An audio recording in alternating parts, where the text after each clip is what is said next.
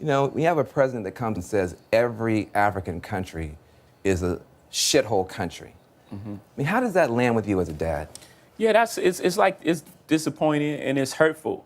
It really is hurtful, more so. Like everyone feels anger, but after the anger, it's really hurtful because like you're like looking down on a whole population of people, and you're so misinformed because these places have beautiful people and have beautiful everything, and it's just like this is the leader of the free world speaking like this. But on the other side, this has been going on. This is how people talk. This is how they talk behind closed doors. There was a moment where Donald Sterling had been exposed as this racist on a private phone conversation that he was having, and they took his team from him. And it's like, okay, that's one way to do it, but another way would have been let him have his team, and then let's talk about it together, and let's maybe discussion. some penalties, but because once you do that, all the other closet racists just run back in the hole. You haven't fixed anything. What you've done was spray perfume on a trash can. And what you do when you do that is, you know, the bugs come and you spray something and then they come and then you create a super bug, right? Because you don't take care of the problem. You don't take the trash out. You just keep spraying whatever over it to make it acceptable. And then, you know, as those things grow, and you create a super bug, and then now we have Donald Trump, the super bug. That's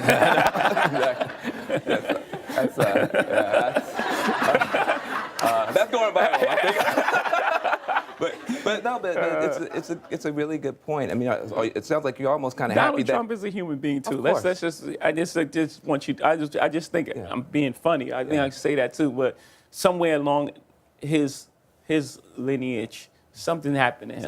Something happened to him, and he's in pain, and he's like expressing it in this sort of way. Yeah. I mean, in the hood, you see that a lot. You know, people. You know, sometimes people acting out the worst at the worst things happen to them. That's right. Just to give him a little bit of credit too, let me ask you this: he is somebody who's now saying, "Look, I'm growing. I'm dropping black unemployment. Black people are doing well under my administration." Does he have a point? That maybe the Democrats have been giving us good lip service but no jobs. Maybe he's going to say terrible things but put money in our pocket. Does that make him a good leader? No, because it's not about money at the end of the day. Money doesn't equate to like happiness. It doesn't. That's not missing the whole point. We treat people like human beings, and then you know that's the main point. You can't treat someone like it goes back to the whole thing. You're gonna treat me really bad and pay me well. Right. Yeah, it's not going to lead to happiness. It's going to lead to, like, you know, again, the same thing. Everyone's going to be sick. And your point about that, on the Democrat side is, it's been a lot. That's what opened the door for this sort of presidency, right? For many years, guys, you know, middle America and things, they've been voting Democrat because that's what their family did. That's so right. They just did it as a you know, a reflex. Like, and you know, their needs wasn't addressed. It was just more so, okay, let's get this vote because this vote, it became about votes and not people. That's my problem with government is I think they forget that it's real people behind it, these decisions that they're making.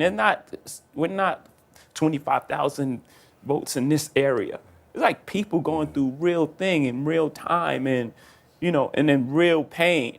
And when you ignore those, that pain for so long, you know, people they'll act out. Yeah, they'll act out. And it's like, man, I want to see something different. I don't know.